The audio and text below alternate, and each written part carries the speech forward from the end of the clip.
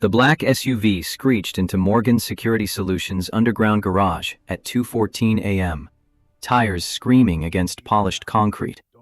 Three masked men dragged Victoria Morgan from the vehicle's rear compartment, a Glock 19 pressed against her temple, hard enough to leave a circular indentation in her skin. The lead kidnapper, military posture, controlled breathing, professional grip, spoke into her phone with the clipped precision of someone accustomed to high-stakes negotiations. $25 million. Cryptocurrency only.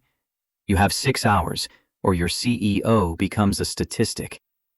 Nobody noticed the night security guard standing near the elevator bay. Nobody ever did.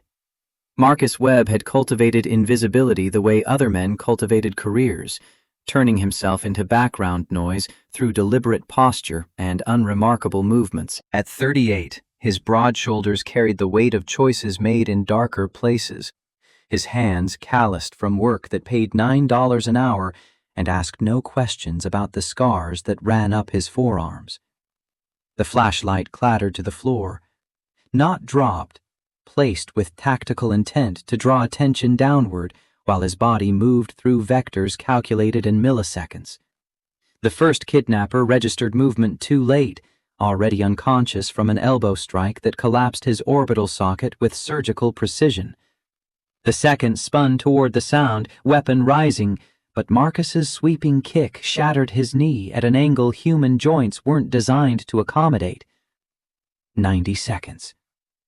The third man managed to squeeze the trigger, but the gun was already pointed at empty air, redirected through a wrist lock that turned bone into shrapnel beneath skin. Victoria Morgan watched from her position against the SUV's frame, cable ties cutting into her wrists, as this nobody in a faded uniform dismantled 3 trained operatives with movements that belonged in classified briefings, not minimum wage employment. When the emergency lights activated, someone had finally triggered the alarm. She found herself staring into eyes that carried the specific emptiness of men who'd seen the mechanics of death up close and learned to live with the knowledge. "Who are you?" The words escaped before professional composure reasserted itself. Marcus retrieved his flashlight with the same deliberate economy of motion, already scanning for additional threats, exits, security camera blind spots. "Just a guard, ma'am."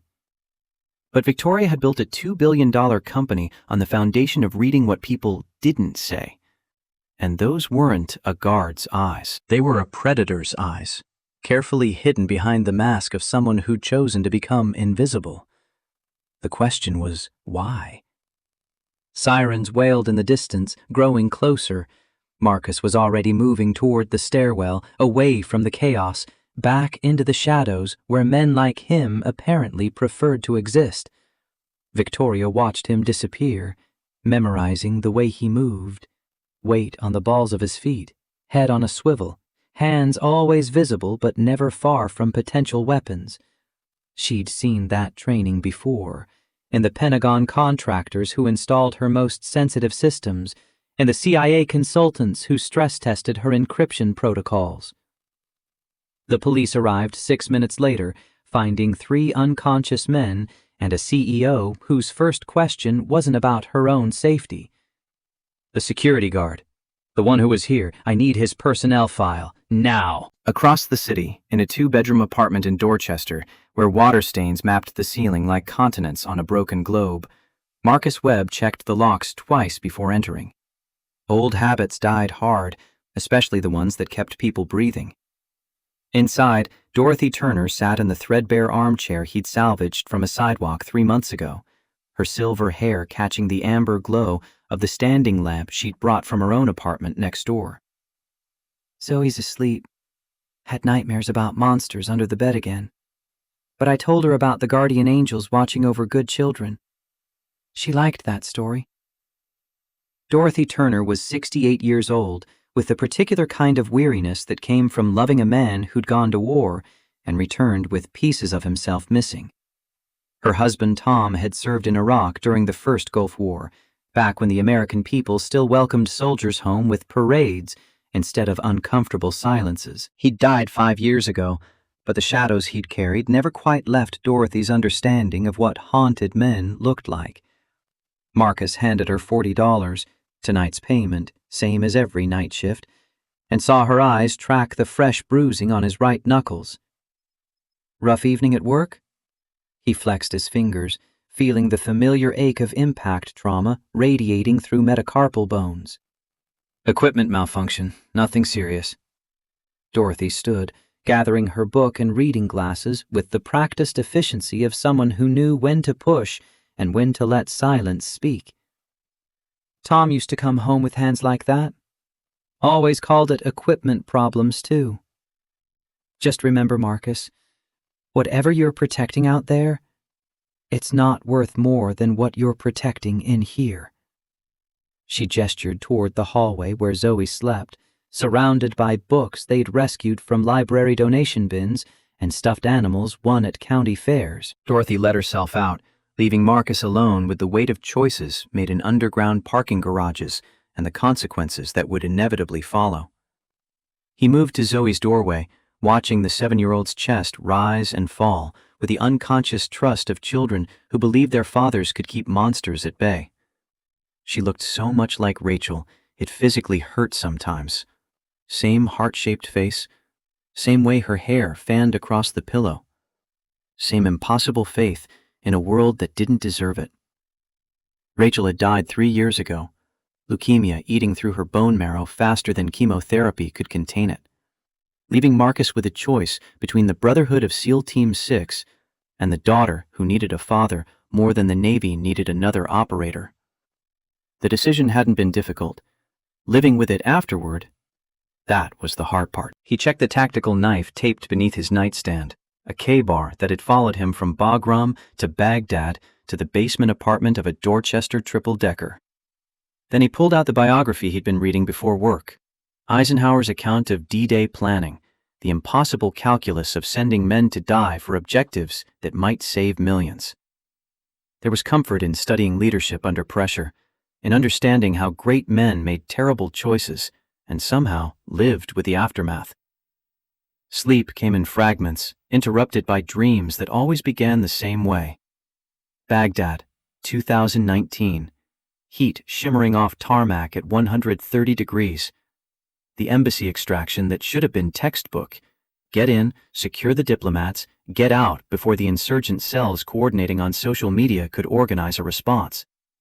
28 civilians saved. 2 teammates, David Miller and Jason Torres, caught in a kill zone when faulty intelligence put enemy reinforcements 2 blocks closer than anyone expected. Marcus woke at 4 a.m., drenched in sweat, reaching for a rifle that wasn't there. His daughter's stuffed rabbit watching from the shelf with button eyes that had witnessed too many of these episodes. He lay still, letting his heart rate normalize, counting breaths the way the VA counselor had taught him before he'd stopped going to sessions that required him to explain damage to people who'd never experienced it. Dawn broke gray and cold over Boston. Marcus made breakfast, scrambled eggs, toast, orange juice from concentrate, while Zoe practiced her spelling words at the kitchen table. She was brilliant, reading 3 grades above her level, asking questions about orbital mechanics and photosynthesis that he had to research on his phone to answer properly. Rachel had always said their daughter got her curiosity from both of them, his intensity, her fearlessness. Mrs. Rodriguez says we're doing projects on space exploration next week. I want to build the International Space Station, but I don't know how to make the solar panels stay straight. Marcus flipped eggs, watching them sizzle in butter they couldn't really afford. We'll figure it out together, baby girl. That's what weekends are for. Zoe's smile could light entire rooms. She returned to her spelling list, astronaut, satellite, trajectory, while Marcus cleaned dishes and tried not to think about the CEO who'd watched him dismantle 3 men with techniques taught in facilities that didn't officially exist. At Morgan Security Solutions, Victoria sat in her corner office on the 42nd floor, watching Boston Harbor through floor-to-ceiling windows that cost more than most people earned in a year. The police report lay on her desk next to a cup of coffee gone cold. 3 suspects in custody, all refusing to speak without lawyers, all carrying equipment suggesting professional training and significant financial backing.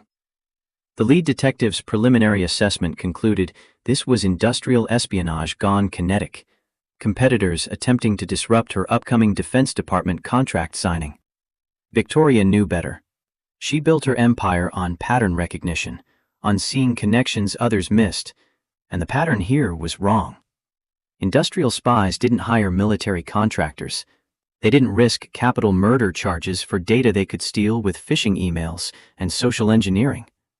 Someone had wanted her physically extracted, transported somewhere, for purposes the kidnappers' equipment manifest, zip ties, portable generator, car battery with jumper cables, suggested wouldn't have been pleasant. She pulled up the personnel file for Marcus Webb. The basics were unremarkable. Hired 8 months ago, flawless attendance, no complaints, no disciplinary issues.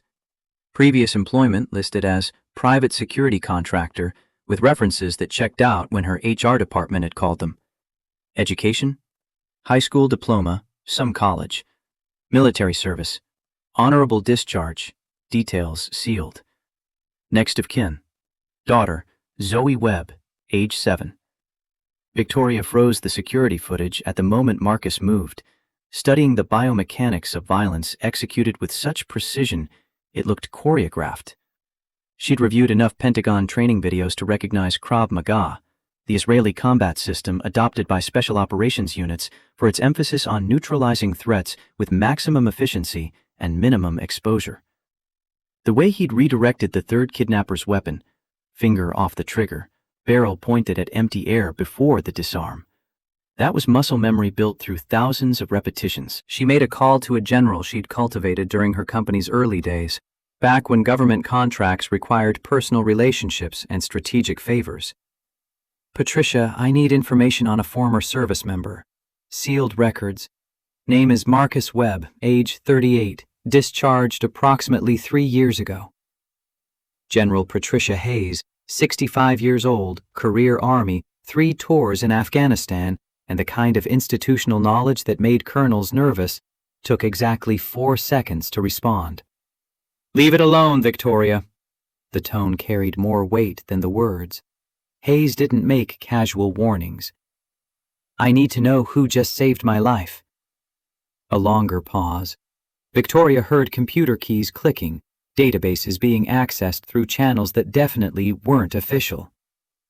Lieutenant Marcus Webb, SEAL Team 6, Naval Special Warfare Development Group. 10 years of service, specialized in hostage extraction and high-value target acquisition. Baghdad Embassy Rescue, 2019. 28 civilians saved. 0 casualties among the protected elements. He received a Navy Cross for that operation, though the citation is still classified. Lost 2 teammates, David Miller and Jason Torres, killed in action during extraction under fire. Victoria's breath caught. The Navy Cross was the second highest decoration for valor, 1 step below the Medal of Honor. It wasn't awarded for competence. It was awarded for actions so far beyond the call of duty that survival itself seemed miraculous. What happened after Baghdad? Hayes's voice softened with something that might have been respect or pity or both. His wife was diagnosed with acute myeloid leukemia while he was deployed. He requested immediate transfer to stateside duty, earned every favor he had to stay in the continental U.S. while she fought it. 2 years later, she died. He submitted his resignation papers the day after her funeral. The Navy tried to keep him, offered him a position at the Special Warfare Center, teaching the next generation, but he refused, walked away from a guaranteed promotion to lieutenant commander, and disappeared into civilian life. Wherever he ended up, whatever he's doing now, he chose it deliberately. Men like Marcus Webb don't become invisible by accident. They do it because they need the world to forget what they're capable of. The call ended. Victoria sat with a weight of revelation, understanding now why those eyes had carried such specific emptiness. He wasn't hiding from the law, or debtors, or failed relationships. He was hiding from himself. From the version of Marcus Webb who could calculate kill trajectories while diplomatic cables burned and teammates died protecting strangers. She pulled up property records for his address. The building was owned by Morgan Holdings for separate real estate venture, the portfolio of properties she'd acquired during the 2008 financial crisis and converted into steady rental income. According to the development timeline her project managers had submitted last quarter, the Pinewood Avenue triple-decker was scheduled for demolition in 60 days, part of a luxury condominium development projected to triple the property's value. 60 days until Marcus Webb and his daughter would be displaced, forced to find housing in a market where two-bedroom apartments commanded prices that night security wages couldn't sustain. The coincidence felt like leverage, and Victoria had built her fortune on recognizing opportunities others missed. She drafted an email to her head of personal security, a position that had remained vacant since her last hire had accepted a position with a Silicon Valley tech giant. Then deleted it. This required a personal touch, the kind of negotiation that happened face-to-face, where body language spoke louder than contract terms. Marcus was on his third cup of coffee, reviewing the building's security protocols on a monitor that belonged in a museum, when his supervisor appeared in the security office doorway. "Webb, someone from upstairs wants to see you. Executive level. Now." The walk to the 42nd floor felt like the long march to a court-martial. Marcus rode the elevator alone, watching floor numbers climb while calculating exit routes and defensive positions out of pure reflex. Whatever this meeting was about, it stemmed from last night's intervention, and interventions had consequences. Victoria's office occupied the corner suite, all glass and chrome and strategic minimalism. She sat behind a desk that probably cost more than his car, her copper hair catching morning light through windows that offered a view of the harbor Marcus couldn't afford to visit recreationally. "Mr. Webb, please, sit." He remained standing, hands visible, posture neutral. Old habits. "I know who you are, what you were. SEAL Team 6, Baghdad, the Navy Cross, all of it." Marcus's expression didn't change, but something behind his eyes shifted, a recalibration of threat assessment, a recognition that invisibility had failed. "Then you know I prefer the past to stay there." Victoria stood, moving to the window, putting distance between them in a way that suggested tactical awareness rather than fear. "I'm offering you a position. Head of Personal Security. $250,000 annual salary, full benefits, housing allowance. Your skills are wasted checking identification badges." The number hung in the air between them. Enough money to change Zoe's trajectory completely. Private schools, college fund, stability that didn't depend on prayer and careful budgeting.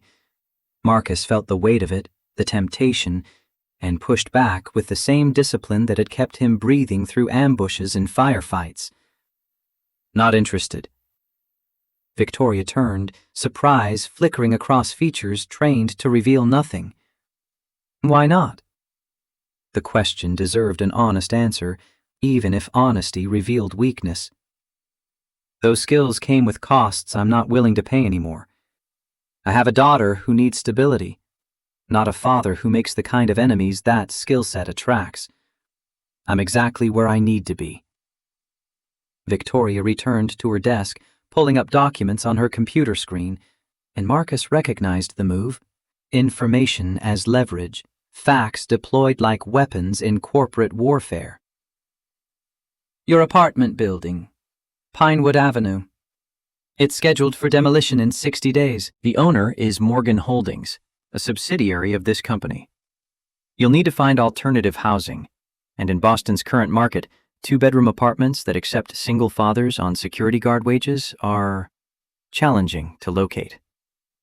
The anger came fast and cold, the kind that used to precede violence before Rachel had taught him better methods of emotional regulation. Blackmail. Classy approach for someone who just got saved. Victoria's composure cracked slightly, revealing something underneath that might have been guilt. "Consultation. 2 weeks only. Review our security protocols ahead of a major Defense Department contract signing. Identify vulnerabilities. Propose solutions. I'll pay $50,000 up front, enough to cover Zoe's college fund, and I'll halt the Pinewood demolition. We'll renovate instead. Upgrade the building. Keep current residents at their existing rents. Everybody wins." Marcus studied her, reading micro-expressions and body language the way he used to read terrain for ambush indicators. She meant it. The guilt was real, buried under layers of corporate pragmatism, but present nonetheless. And $50,000 was a year's salary compressed into 2 weeks of work he could do with eyes closed. Conditions. Nobody learns my background, especially not my daughter. And after 2 weeks, I walk away. No pressure, no offers, no leverage. Victoria extended her hand across the desk. Agreed. Her grip was firm, businesslike, but her eyes lingered on his hands, the scarred knuckles, the faint burn marks from hot brass ejecting in close quarters, the calluses that came from years gripping weapons designed to end human life efficiently. When she pulled back, Marcus saw her glance at her computer screen, where the security footage was still frozen on the frame of him moving through violence like a dancer through choreography. The kidnappers. They had photos. Victoria's professional mask slipped again. What? When police inventoried their equipment. 3 photos. You at your penthouse, you entering this building, and my daughter at her elementary school playground. This wasn't random industrial espionage. Someone hired professionals who researched both of us. The question is, why? The implications settled between them, heavy and cold. Victoria pulled up the police report, scrolling to the evidence inventory, and there they were. 3 photographs, high-resolution surveillance images that required time and resources to acquire. I'll have my security team investigate. Marcus moved toward the door, already regretting the decision to get involved, knowing that invisibility, once broken, was almost impossible to restore. Do it quietly. Whoever's behind this already knows more about us than they should. The first week passed in a blur of security audits and system reviews. Marcus moved through Morgan's security solutions like a ghost, identifying vulnerabilities with the same methodical precision he'd once applied to clearing hostile buildings. Access control weaknesses, camera blind spots, emergency protocol gaps, server room physical security failures. By Friday, he'd compiled a 47-page document that made Victoria's current security director look incompetent. David Ashford took the criticism poorly. At 42, he carried himself with the entitled confidence of someone who'd risen through corporate ranks on the strength of relationships rather than competence. He'd been with Victoria since the company's founding in 2015, employee number 3, according to his personnel jacket, and he viewed Marcus's presence as a threat to territory he'd spent a decade claiming. Your recommendations would require a complete overhaul of systems I designed personally. Marcus didn't look up from the monitor, where he was tracking network traffic patterns. Your systems have 15 critical vulnerabilities that a reasonably skilled penetration tester could exploit in under an hour. The Defense Department contract you're pursuing involves classified military infrastructure. If these gaps exist after that contract goes live, people die. Not theoretically. Actually. David's jaw tightened, but Victoria's voice cut through the tension before it could escalate. Implement his recommendations. All of them. Timeline is 2 weeks, coinciding with the contract signing. After David left, door closed with slightly more force than professional courtesy required, Victoria approached Marcus's temporary workstation. He's not happy. Marcus pulled up a network diagram, highlighting intrusion vectors with red lines that looked like arterial bleeding. He shouldn't be. These protocols are 5 years outdated. Either he's incompetent or he's deliberately maintaining gaps. Given his background, Air Force intelligence, honorable discharge, 10 years in private sector security, I'm leaning toward deliberate. The accusation hung between them, serious enough to warrant immediate investigation or immediate dismissal. Victoria studied the diagram, her mind calculating probabilities and consequences. Why would my head of security deliberately weaken my company's defenses? Marcus highlighted a series of access logs, timestamps forming patterns that appeared random until you understood the underlying structure. That's the question. But someone knew exactly when you'd be in that garage at 2 a.m. Knew which entrance you'd use. New security patrol schedules down to the minute. That's inside information, and the inside is smaller than you think. Saturday morning arrived with the kind of gray cold that made Boston feel like the edge of the world. Marcus was helping Zoe with her science project, the International Space Station model that kept collapsing no matter how carefully they assembled it, when someone knocked on the apartment door. He checked the peephole, instinct taking over, and found Victoria Morgan standing in his hallway, wearing jeans and a simple sweater that made her look younger, more human, less like the CEO who commanded boardrooms with surgical precision. "How did you get this address?" Victoria held up a tablet showing property records. "I own the building, but I heard Zoe was working on a space station project, and I have an engineering degree from MIT that's collecting dust. Thought I might help." Marcus stepped aside, decades of manners drilled in by a mother who'd believed hospitality was a moral imperative overriding tactical paranoia. Inside, Zoe sat surrounded by cardboard, construction paper, and the kind of creative chaos that accompanied childhood brilliance. The transformation was immediate. Victoria knelt to Zoe's level, examining the half-constructed model with the same intensity she probably applied to multi-million-dollar contract negotiations. And Marcus watched his daughter's face light up with the specific joy of being taken seriously by adults who usually dismissed children's concerns as trivial. "The problem is the center of gravity. The solar panels are too heavy on this side, so the whole structure tips. We need to balance the weight distribution. Think of it like a seesaw. If one side is heavier, what happens?" Zoe's eyes widened with understanding. "It tips.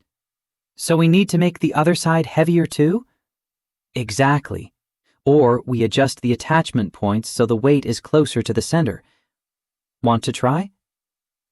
3 hours passed while they rebuilt the space station from the ground up, Victoria explaining orbital mechanics in terms a 7-year-old could grasp, Zoe absorbing information with the fearless hunger that marked her mother's daughter. Marcus made sandwiches, peanut butter and jelly, the kind of lunch that embarrassed him in front of someone who probably ate at restaurants with Michelin stars, and watched two people from radically different worlds find common ground in the physics of staying aloft.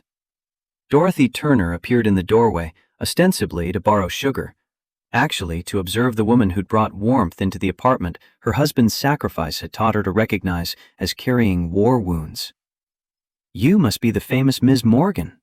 Marcus mentioned you were helping with some work project." Victoria stood, extending her hand with the same professional courtesy she'd shown the board of directors. "Victoria, and you must be Mrs. Turner. Marcus speaks highly of you." Dorothy accepted the handshake, reading volumes in the way Victoria's eyes kept finding Marcus across the small apartment. "I just keep an eye on things when duty calls.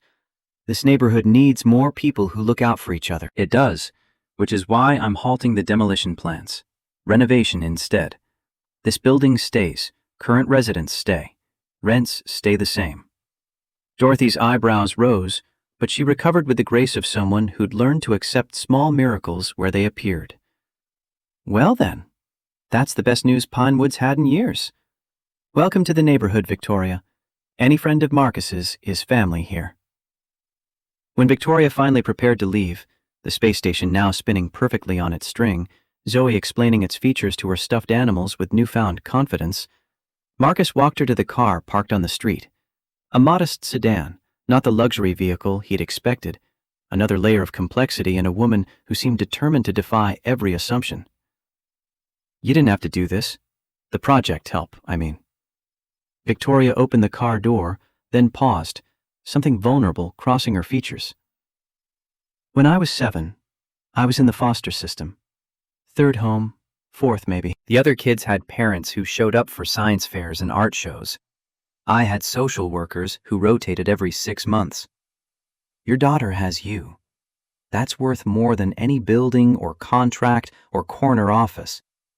I wanted her to know that smart girls who ask questions about orbital mechanics are exactly what the world needs." The admission cost her something. Marcus could see it in the way she looked away, and the practiced deflection that followed. Also, I needed to confirm you weren't planning to sue me over the demolition thing. Corporate liability, you understand. Marcus smiled, recognizing the armor going back up, respecting the boundary. Duly noted. And thank you. Zoe hasn't been that excited about anything since Rachel. He stopped, the name catching in his throat unexpectedly. Victoria waited, not pushing, giving him space to navigate grief that ambushed without warning. Since her mother passed.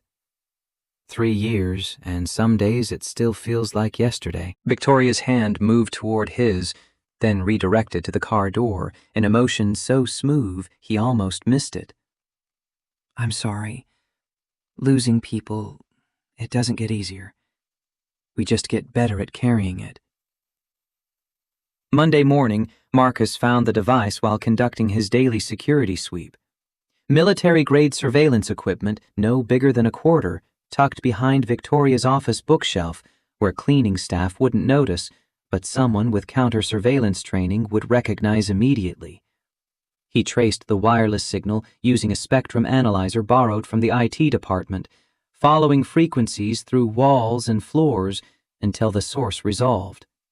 David Ashford's personal laptop, logged into a network that shouldn't exist on company infrastructure. Marcus photographed everything, device, signal trace, network logs, then sat in the evidence like a man who'd just confirmed his worst tactical assessment. Inside jobs were the hardest to counter because they came from positions of trust, from people who knew security protocols because they'd designed them. He found Victoria in her office, reviewing contract language for the Defense Department, signing scheduled 2 weeks out. We need to talk, privately. No phones, no computers, no devices. Her eyes sharpened, reading the seriousness in his posture. They ended up in a conference room with windows overlooking the harbor, Marcus conducting a counter-surveillance sweep that would have looked paranoid if the evidence wasn't sitting in his pocket. When he placed the bug on the table between them, Victoria's professional composure cracked completely. Where? Your office, behind the bookshelf, broadcasting to David Ashford's personal laptop. Military-grade equipment, not the kind of gear you buy at surveillance stores. This required specialized procurement and technical knowledge. Victoria picked up the device, turning it over with hands that trembled slightly. How long? No way to tell without examining his systems, but the battery life on these units suggests weeks, maybe months. Someone's been listening to your private conversations, monitoring your meetings, tracking your movements through location data. The implications spread like blood and water. Every strategic discussion, every confidential contract negotiation, every moment Victoria had believed private, all potentially compromised. And beneath the professional violation lay something more personal. The photos of Zoe, the kidnapping attempt timed with surgical precision, the targeting of Marcus himself. You think David orchestrated the kidnapping? Marcus pulled up the network logs on his phone, highlighting patterns that told their own story. I think David's involved. But this level of coordination, hiring military contractors, obtaining classified information on my background, knowing your schedule down to the minute, that requires resources beyond a corporate security director's salary. He's working with someone, or for someone, and until we know who, everyone around you is a potential threat. Victoria stood, moving to the window, Boston sprawling below in the gray morning light. David's been with me since the beginning, since before there was money or success or any of this. When I was 24 years old with nothing but code and conviction, he provided security infrastructure that made investors feel safe enough to write checks. I trusted him. The past tense carried the weight of betrayal, and Marcus recognized the specific pain of learning that faith had been weaponized. Trusted him with what? Victoria turned, and for the first time since they'd met, Marcus saw fear beneath the CEO armor. Everything. Company secrets, personal life, vulnerabilities, I never shared with anyone else. If David's been compromised, then everything I built is exposed. Marcus's phone buzzed. Text message, unknown number. 5 words that transformed the investigation into something darker. Beautiful daughter. Playground. Tuesday, 3 p.m. He showed Victoria the screen. Below the text was a photograph taken that morning. Zoe on the swing set at Lincoln Elementary. Recognizable blue jacket and pink backpack. Timestamp reading 8:47 a.m. Victoria's hand went to her mouth. Oh God, Marcus. But he was already moving, phone to his ear, calling Dorothy Turner with instructions delivered in the calm tone that preceded violence. Pick up Zoe from school. Early dismissal. Family emergency. Take her to Colonel Hayes. I'll text you the address. Stay with her. Don't go home. I'll explain later. Dorothy didn't question, didn't hesitate. One of the benefits of living next to war widows, they understood that some emergencies didn't allow time for explanations. Marcus turned back to Victoria, and she saw something in his eyes that hadn't been there before. The ghost of Lieutenant Marcus Webb, the man who'd earned a Navy Cross extracting hostages while teammates died around him. This ends now. You're going to confront David. Ask him about the surveillance. Gauge his reaction. I'll be listening remotely. If he admits involvement, we bring in the police. If he denies it, we know he's lying and can plan accordingly. And if he runs? Marcus checked the tactical knife hidden beneath his jacket, old habits reasserting themselves. Then we find out who he runs to, and we end this before anyone else gets threatened. Victoria gathered evidence, marshalling arguments, preparing for the confrontation with the same methodical precision she applied to hostile boardroom negotiations. But when she looked at Marcus, this man who'd chosen invisibility until her danger made it impossible, she saw something that made her breath catch. There's a difference between men who cannot hurt you and men who will not hurt you. I spent 10 years in the first category. It cost me pieces of myself I'll never get back. But I will not let anyone threaten my daughter. Not David, not whoever's backing him, not anyone. That's not a threat. It's a promise. The words carried the weight of gospel, and Victoria understood in that moment why the Navy had tried so hard to keep him. Men like Marcus Webb didn't quit. They just chose different battles. And when they committed completely. Across the city, in an apartment that smelled of old coffee and newer obsession, David Ashford sat surrounded by photographs he'd collected over 11 years. Victoria at 24, fierce and brilliant, and convinced she could change the world. Victoria at 30, signing her first Pentagon contract with a smile that made his chest ache. Victoria now, at 35, successful beyond measure and so far out of his reach that desperation had become strategy. His phone rang. Connor Blake's voice, rough from decades of cigarettes and bad choices. The guards, kid. You want me to grab her? David studied the photograph on his wall, the one from Victoria's company founding party in 2015, before Marcus Webb existed in her world, before everything went wrong. Not yet. Let them sweat. Let Webb understand that everything he loves can disappear as quickly as Miller and Torres did. And then, when he's sufficiently motivated, we'll show him what happens to obstacles. Connor laughed, the sound empty of humor. You've been planning this a long time. David traced Victoria's photograph with fingers that shook slightly. 11 years. Since the moment we met. She was always meant to be mine. I just have to remove the distractions. He ended the call, returning to his wall of memories, and prepared for the confrontation he knew was coming. Some wars were fought with weapons, others with patience, positioning, and the willingness to destroy everything in pursuit of what you believed you deserved. The pieces were moving. The game was accelerating. And in the space between Marcus's promise and David's obsession, violence waited with the patient certainty of mathematics. Victoria scheduled a confrontation for Tuesday morning, allowing Marcus 48 hours to position counter-surveillance equipment throughout her office. He worked through Monday night, drilling microscopic holes for fiber optic cameras, planting audio recorders inside air vents, establishing remote monitoring from a vacant office 3 floors down. By dawn, every angle was covered, every word would be captured, and David Ashford's reaction, whatever it revealed, would be documented with courtroom precision. The security director arrived at 9 a.m., summoned by an email that mentioned irregularities requiring immediate discussion.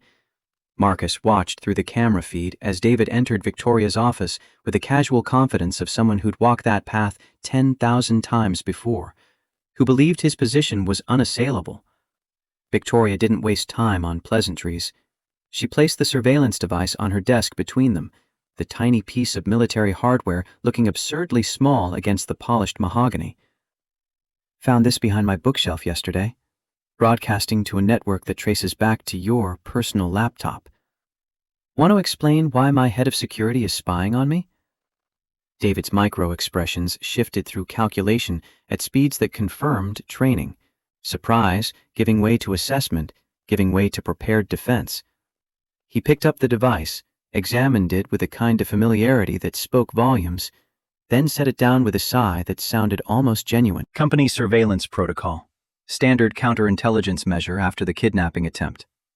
I've been monitoring potential security breaches, including your office, to identify if there's an internal leak feeding information to outside actors. The explanation was smooth, rehearsed, built on just enough truth to be plausible. Victoria leaned back in her chair, fingers steepled in a gesture Marcus had learned meant she was processing lies at high speed. Without informing me, your direct supervisor, the person whose privacy you violated. David's jaw tightened fractionally. I didn't want to alarm you unnecessarily. If there was an internal threat, I needed to investigate quietly before whoever's responsible could cover their tracks. The kidnapping showed sophisticated inside knowledge, patrol schedules, your movements, building access codes. Someone close to the operation fed that information to professionals. I was trying to protect you. Marcus, watching from 3 floors down, recognized the play. David was deflecting suspicion by creating a larger conspiracy, positioning himself as the loyal investigator rather than the perpetrator. It was textbook misdirection, the kind taught in intelligence courses about how to survive internal security reviews. Victoria pulled a folder from her desk drawer, sliding it across to David with deliberate slowness. Then explain these. Financial records showing equipment purchases that don't appear in company ledgers. Encrypted communications with IP addresses registered to private military contractors. Background checks on Marcus Webb that required Pentagon-level access you shouldn't possess. The folder's contents were partially fabricated. Marcus had assembled them overnight using legitimate financial data mixed with enough circumstantial evidence to create a narrative of guilt. The goal wasn't conviction in court, it was forcing David to react, to reveal connections and motivations hidden beneath professional courtesy. David opened the folder, and for the first time, genuine fear flickered behind his eyes. When he looked up, the mask had shifted slightly, exposing calculation beneath concern. You had me investigated. After everything I've done for this company, you trusted Webb's paranoia over my loyalty? The counterattack was predictable but effective, pivoting from defense to offense, making Victoria question her own judgment. Marcus had seen this technique in interrogations, guilty parties redirecting attention to the accuser's methods rather than addressing the accusations themselves. Victoria's voice remained level, but Marcus heard the edge of doubt creeping in. I'm trying to understand why my head of security, someone I've trusted for 11 years, has been conducting unauthorized surveillance and procurement activities using company resources. David stood, and Marcus's hand moved to his phone, ready to intervene if the confrontation turned physical. But David simply walked to the window, adopting the posture of wounded dignity. I was investigating Webb. The man appears out of nowhere with special forces training and zero verifiable civilian employment history, saves you from a kidnapping with techniques that suggest active combat experience, then refuses a high-paying position in favor of night security work. Those aren't the actions of someone looking for honest employment. They're the actions of someone with an agenda. He turned back, and the narrative he'd constructed had the weight of conviction. I accessed his military records, yes, using contacts that required favors and discretion, because I needed to know if the man you were trusting with company security was actually trustworthy. What I found was a psychological evaluation from his final year of service. PTSD diagnosis. Violent flashback episodes. Recommendations against prolonged civilian proximity without ongoing psychiatric care. The Navy discharged him because he was a liability, Victoria, and you brought him into our most sensitive operations. Marcus watched Victoria's face through the camera feed, seeing her certainty waver. David was weaponizing Marcus's trauma, transforming legitimate medical diagnosis into character assassination, and the strategy was working. David pulled out his phone, displaying documents that looked official: VA letterhead, psychiatric evaluation summaries, discharge recommendations. Marcus recognized them immediately as falsified, but the fabrication was expert level, designed to withstand casual scrutiny. I've been protecting you from a potential threat while he's been worming his way into your trust. The surveillance, the background checks, the equipment purchases, all part of building a case to present when I had enough evidence. I was planning to bring this to you next week after the Defense Department signing when the immediate crisis had passed. But apparently Webb convinced you I was the enemy. Victoria took the phone, reading documents that painted Marcus as unstable, dangerous, a powder keg waiting for the wrong trigger. Her hands shook slightly, barely perceptible, but Marcus knew her well enough now to recognize the tremor of doubt. The private investigator's report arrived 3 hours later, delivered to Victoria's personal email by a woman whose specialty was corporate forensics and whose discretion was legendary among Fortune 500 executives navigating hostile boardrooms. Marcus watched Victoria read it in real time through the office camera, her face cycling through disbelief and horror and cold rage as the true pattern emerged. David Ashford had met Victoria Morgan in late 2014 when she was 24 years old and bootstrapping a security company from a shared office space in Cambridge. He'd presented himself as an independent contractor, offering infrastructure services at below-market rates in exchange for equity once the company achieved profitability. The arrangement had seemed mutually beneficial. Victoria needed expertise she couldn't afford. David believed in her vision enough to defer compensation. But the financial forensics revealed a different story. Between 2016 and 2017, someone had systematically embezzled $2.3 million from Morgan Security Solutions through a series of consulting contracts with shell companies registered in Delaware. The theft had been sophisticated enough to escape initial audits, but a fraud investigation in 2017 had traced the money to accounts controlled by a man named Connor Blake, David's childhood friend from their shared years in Air Force intelligence. The investigator had obtained court transcripts from Connor's trial, Victoria had testified, not realizing the partner A, whose embezzlement she was describing, was connected to her trusted security director. The testimony had been damning, precise, delivered with the same analytical clarity that made her a formidable CEO. Connor Blake had received 8 years in federal prison. He'd been released 4 months ago, October 2024. The official death certificate, car accident, November 2024, appeared legitimate until the investigator cross-referenced traffic camera footage and found no evidence of the reported collision. Connor Blake had faked his death, with assistance that suggested resources and planning. The investigator's conclusion was stark. David Ashford blamed Victoria for his friend's imprisonment, and likely believed she deliberately targeted Connor to eliminate competition in the company's early days. The 11 years he'd remained employed represented either long-game revenge or obsessive loyalty twisted into something darker. Possibly both. Victoria forwarded the report to Marcus with a single-line message. You were right. Board meeting emergency session, 2 p.m. The conference room on the 43rd floor seated 20, but only 7 board members had responded to the emergency summons with enough speed to matter. Victoria presented evidence with prosecutorial precision: the surveillance device, the financial irregularities, the investigators' findings about Connor Blake. David sat at the far end of the table, his expression cycling between wounded dignity and carefully modulated outrage. Then he played his counter-move.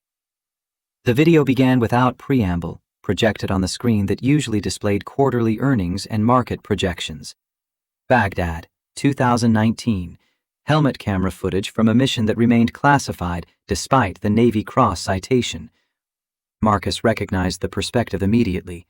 This was Miller's camera, captured in the final minutes before an RPG had turned the extraction into a nightmare. The footage showed Marcus in combat mode, a version of himself he'd tried to bury beneath night shifts and deliberate mediocrity. 3-round burst into a doorway, flashbang deployment, room clearing with balletic violence, an enemy combatant raising a weapon, Marcus's rifle tracking and firing before conscious thought could intervene. The target dropped, and the camera caught Marcus's face for a fraction of a second. Eyes empty, expression mechanical. The look of someone who'd killed so many times it had become muscle memory. The board members watched in horrified silence as the reel continued. More rooms, more targets, more evidence of Marcus Webb operating at a level of violence that belonged in classified briefings, not corporate security consultations. The footage ended with audio, Marcus's voice over comms, directing fire while Torres screamed in the background about contact from multiple directions. David let the silence stretch before speaking, his voice carrying the weight of reasonable concern. This is the man Victoria has been consulting on our most sensitive security protocols. Lieutenant Marcus Webb, discharged from SEAL Team 6 with a PTSD diagnosis severe enough that the Navy recommended against civilian proximity. The psychological evaluation I obtained, yes, through unofficial channels because I was trying to protect this company, indicates violent flashback episodes triggered by loud noises, crowds, unexpected physical contact. He's a liability masquerading as an asset. Victoria's voice cut through the murmuring board members, sharp as broken glass. Where did you obtain classified combat footage, David? That video is protected under national security law. Possessing it is a federal crime. Showing it to civilians without clearance is treason. David's smile held no warmth. I have contacts. People who understand that protecting corporate interests sometimes requires uncomfortable truths. The question before this board isn't how I obtained evidence. It's whether we can trust a man with documented violent tendencies to protect our CEO and our classified government contracts. The vote was 6-1. Terminate Marcus Webb's consulting contract immediately. Issue a restraining order barring him from company property. Recommend Victoria sever all contact for legal liability purposes. The dissenting vote came from a retired Marine colonel who'd served in Fallujah and recognized the difference between controlled violence and dangerous instability. But his objection was noted and overruled. Victoria left the meeting, her professional composure fracturing into something Marcus hadn't seen before: defeat mixed with fury and helplessness. She found him in the vacant office where he'd been monitoring the confrontation, his face carefully neutral, despite having just watched his past deployed as a weapon against his present. I'm sorry. I tried to explain that combat footage doesn't represent... Marcus held up a hand, stopping her mid-apology. David played it perfectly. Use my trauma to discredit my warnings. Position himself as the loyal protector. Make the board question your judgment. Now I'm banned from the building, you're professionally isolated, and whoever's backing him has a clear field to operate. This is textbook counterintelligence. Victoria sank into the office chair, the weight of 11 years of misplaced trust settling on her shoulders like physical mass. What do I do? Marcus pulled up the surveillance logs he'd been compiling, showing David's communications patterns over the past 72 hours. Encrypted messages sent to untraceable IP addresses. Phone calls lasting exactly 90 seconds to avoid triggering monitoring thresholds. A meeting scheduled for Friday night at a warehouse address in Southie, that definitely wasn't corporate business. You do nothing. Publicly, you comply with the board's directive. Privately, you let me work.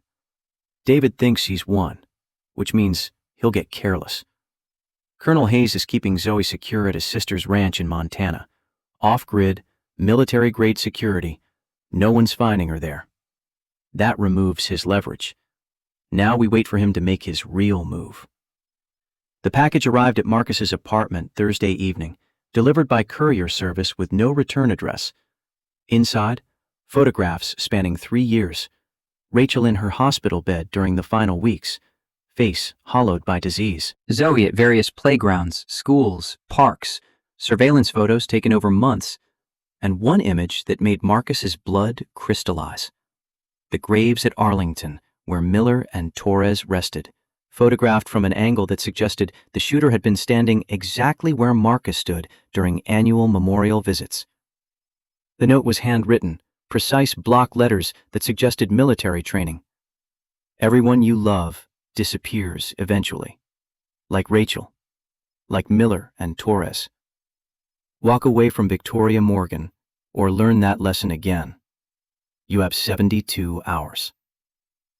Marcus photographed everything, uploaded it to an encrypted server Colonel Hayes maintained, then sat with the evidence and felt old instincts reassert themselves. Somewhere in the chain of events connecting the kidnapping to David's betrayal to this threat, Connor Blake was operating. The car accident had been theatrical misdirection, creating a ghost who could move without leaving official trail. He called Victoria from a burner phone, knowing her regular cell was likely compromised. David's moving faster than expected. The Defense Department signing is in 8 days. Whatever he's planning will happen before then, probably during the event when you're publicly visible and security is focused on external threats.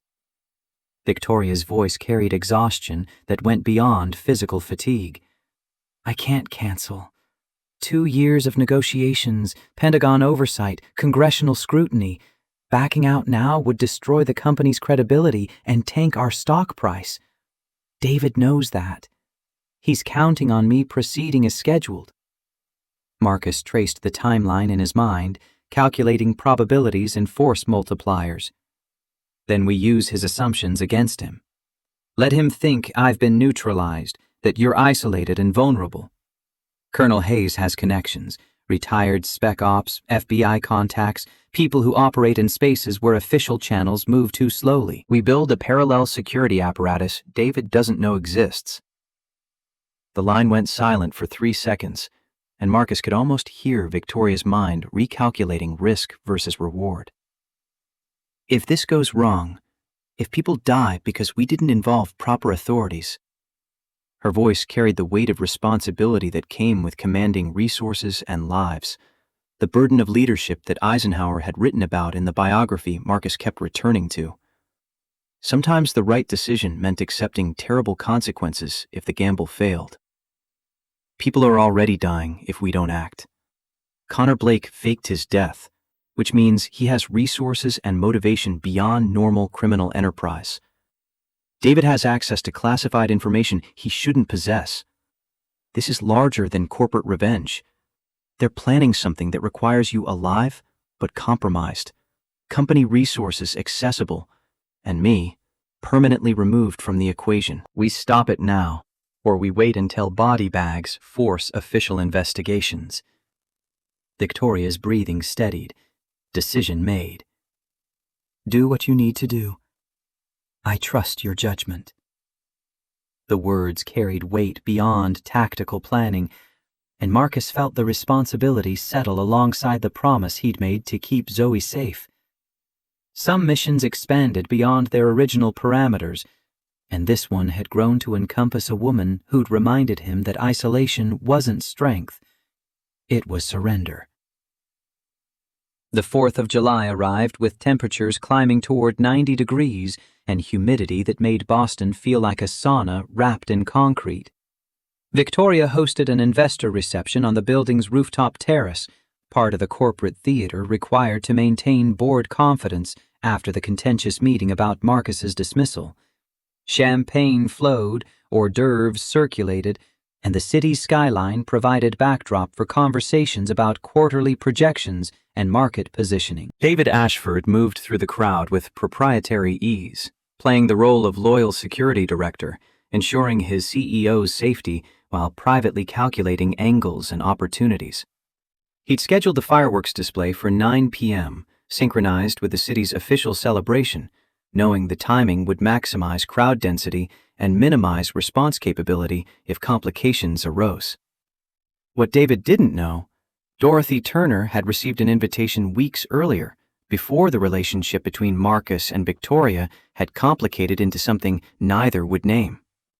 The elderly widow arrived at 8:30 p.m. with Zoe in tow, the little girl thrilled by the prospect of rooftop fireworks and the chance to see the woman who'd helped her build a perfect space station. Marcus waited in his truck 3 blocks away, monitoring radio chatter and watching security camera feeds Hayes had helped him access through Pentagon back channels. He'd argued against Zoe's attendance, but Dorothy had made a compelling case. Public venue, hundreds of witnesses, broad daylight fading into controlled darkness. Safer than isolated apartments where threats could operate without observation. The first firework exploded at 9:03 p.m., 3 minutes ahead of schedule. Red and gold chrysanthemum, professional-grade pyrotechnics that painted the sky with chemical fire. The crowd on the rooftop applauded, phones raised to capture the moment for social media validation. Marcus felt the triggering before conscious recognition, his nervous system responding to stimuli that bypassed rational thought. The sound signature was wrong. Too sharp, too close, carrying the specific crack of ordnance rather than celebration. His vision tunneled, the rooftop dissolving into Baghdad heat shimmer and the smell of burning diesel.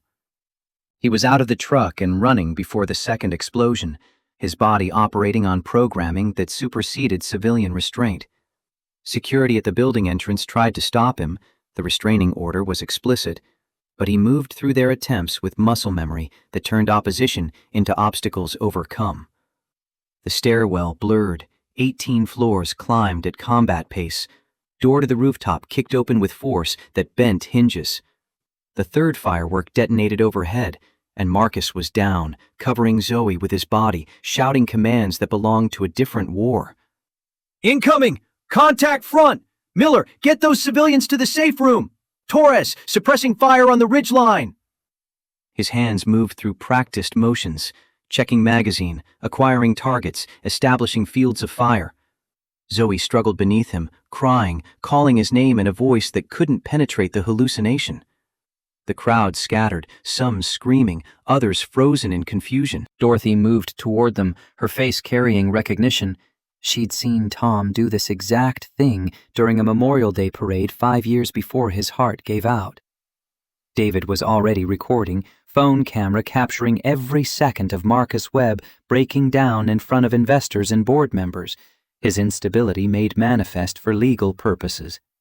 The footage would be devastating in court, proof that warnings about PTSD had been tragically accurate. But it was Victoria who knelt beside Marcus, placing her hand on his shoulder with gentle pressure that somehow penetrated the dissociation. "Marcus, you're in Boston, on a rooftop, with me. The sounds are fireworks. You're safe. Zoe's safe. Come back." Her voice carried the same authority she used in boardrooms, but tempered with something softer. Understanding born from watching her father navigate similar episodes when she was 8 years old, and couldn't comprehend why the man who'd survived Iraq couldn't survive Independence Day celebrations. Marcus's breathing slowed incrementally, reality reasserting itself through sensory input that contradicted the hallucination. Zoe's voice, not Miller's radio chatter. Champagne and perfume, not cordite and burning flesh. Victoria's hand, warm and steady, instead of Torres's blood on his gloves. The return was gradual and excruciating. When full awareness finally crashed back, Marcus found himself on the rooftop, surrounded by horrified strangers, his daughter crying, Victoria's eyes wet with tears she was too disciplined to shed in public. Humiliation flooded through him, sharp and total. He stood abruptly, helping Zoe up, checking her for injuries his protection might have caused. "I'm sorry, baby girl. I'm so sorry." The loud noises confused Addie's brain. "I thought we were somewhere else." Zoe's small hand touched his face, her voice carrying the wisdom of children who understood more than adults credited. "It's okay. The fireworks scared you because they sound like the bad place. But we're here, and you're my daddy, and you kept me safe even when you were scared." Dorothy wrapped her arm around Zoe, already guiding her toward the stairs, throwing Marcus a look that said they'd talk later, but right now he needed to extract before security could enforce the restraining order with handcuffs. Victoria stood between Marcus and the approaching security guards, her CEO authority reasserting itself. "Stand down. Mr. Webb was attending as my guest. The medical episode is being handled. Return to your posts." The guards hesitated, caught between the restraining order and direct command from their employer. Victoria's glare resolved their confusion. They withdrew, leaving her alone with Marcus and the wreckage of his dignity. "I need to go, before David uses this to—" Victoria's voice dropped to a whisper that somehow carried more force than shouting. "He already did.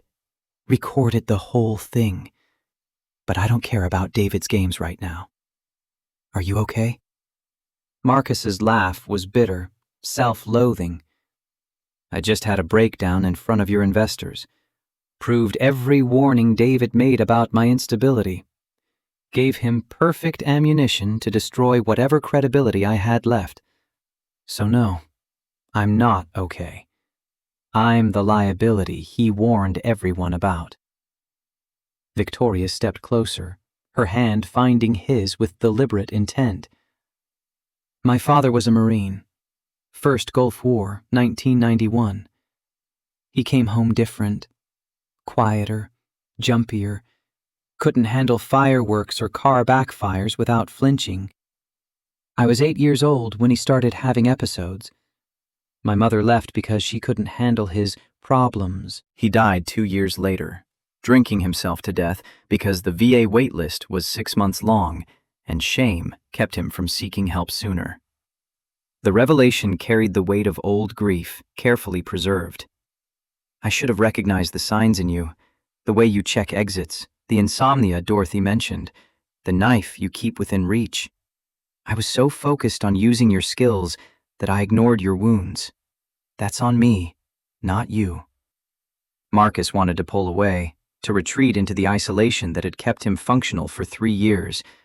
But Victoria's grip tightened, and her next words shattered his defenses completely. "Zoe told me 2 weeks ago that you get confused sometimes, that loud noises remind your brain of scary places where you had to fight to keep people safe. She's 7 years old, and she understands what took me 35 years to learn. Trauma doesn't make you broken. It makes you human. And humans who survive impossible things sometimes carry the weight forever." The rooftop had emptied, guests evacuating to preserve the fiction that nothing unusual had occurred. Distant fireworks continued, but Marcus barely registered them. His focus narrowed to this woman who kept destroying his carefully constructed walls with surgical precision. "David's going to use this against you. Against us." Victoria's smile held no humor. "Let him try. I've built this company from nothing while people told me I was too young, too idealistic, too female to succeed in defense contracting. David Ashford and his recordings don't scare me. What scares me is the idea of you disappearing because you think your PTSD makes you a liability instead of a survivor." They stood in the darkening rooftop space, Boston's lights spreading below them like a circuit board, and something fundamental shifted between them. Marcus felt it in the way Victoria's hand remained in his, in the set of her shoulders that suggested she'd chosen her position and wouldn't be moved by boards or threats or social consequences. Dorothy reappeared from the stairwell, Zoe safely deposited with Hayes's team for transport back to Montana. "Young man, you and I are going to have a conversation about warning signs and coping mechanisms. But right now, Ms. Morgan is right. What David recorded doesn't show weakness. It shows a father whose brain tried to protect his daughter from threats that weren't there because his training runs deeper than conscious thought. Tom did the same thing. Drove me crazy until I learned that some men come back from war carrying it inside them forever. The measure isn't whether you have episodes, it's what you do with them. Marcus nodded, unable to trust his voice. Dorothy patted his arm with the gentle authority of women who'd buried soldiers and knew the cost of service extended beyond deployments. Victoria waited until Dorothy left before speaking again, her voice carrying the weight of decision. David's endgame isn't about the company or contracts or even revenge for Connor. It's about me. He's been building towards something for 11 years, positioning himself as indispensable while removing anyone who threatens that position. You threatened it the moment you walked into my life. The kidnapping, the surveillance, the psychological warfare, it's all been about isolating me until I have no choice but to depend on him. Marcus's tactical mind caught up with emotional processing, seeing the pattern Victoria had identified. He wants you vulnerable, professionally compromised, personally alone, convinced that trusting anyone except him leads to disaster. Classic abuse positioning. Make the victim doubt everyone except the abuser. Victoria's jaw set with the determination that had built a billion-dollar enterprise. Then we give him what he expects. Public separation.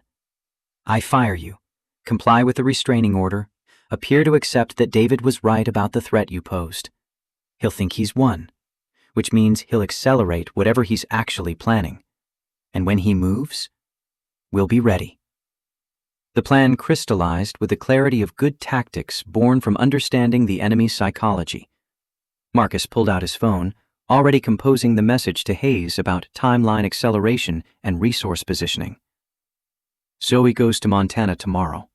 Secure location, military protection, no one finds her there. That eliminates his leverage. I'll work with Hayes to build a parallel security structure for the Defense Department signing. And you play the role of isolated CEO who finally learned her lesson about trusting broken soldiers. Victoria's expression held pain that had nothing to do with tactics. For the record, I don't believe you're broken. I think you're the strongest person I've met. And if circumstances were different, Marcus stopped her with a look, recognizing the edge they were approaching. After this is over, when Zoe's safe and David's in custody and no one's threatening the people I care about, then we have that conversation. But right now, I need you to be the CEO who makes hard decisions, not the woman who helped a 7-year-old build a space station. The distinction mattered, and Victoria acknowledged it with a nod that carried reluctant acceptance. Some conversations required safety that current circumstances couldn't provide.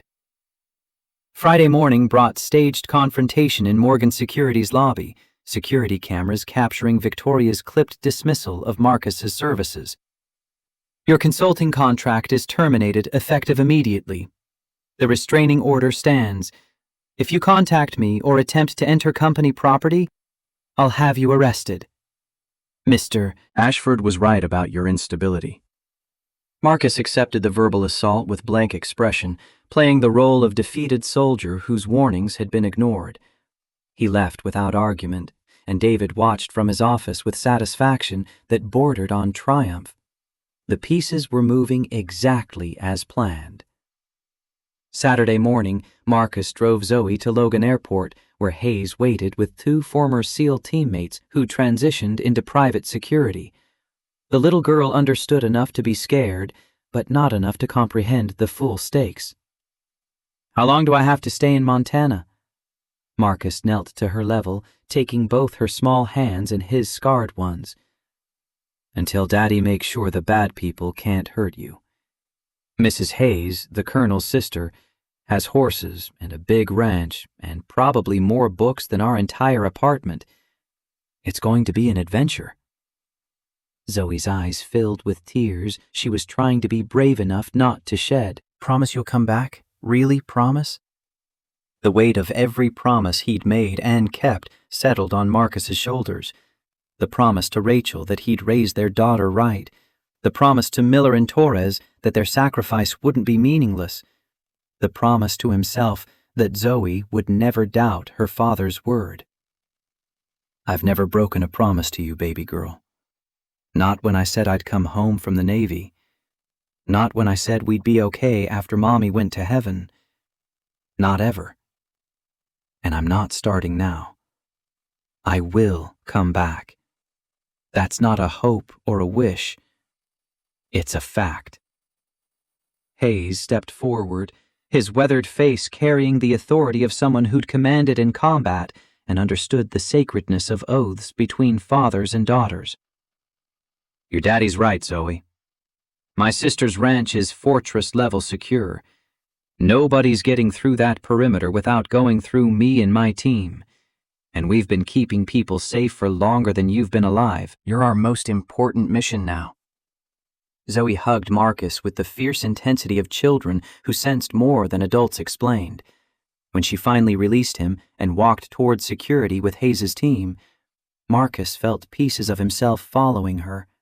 The pieces that made him human rather than weapon, father rather than operator. Victoria appeared beside him, having watched the goodbye from a distance that respected privacy while offering silent support. She'll be safe. Hayes doesn't fail. Ever. Marcus's phone buzzed. Text from David, time-stamped 9:47 a.m. Dinner tonight? We should discuss the Defense Department preparations. 7 p.m., my place. Victoria read the message over his shoulder, her breath catching. He's making his move. The signing is Tuesday.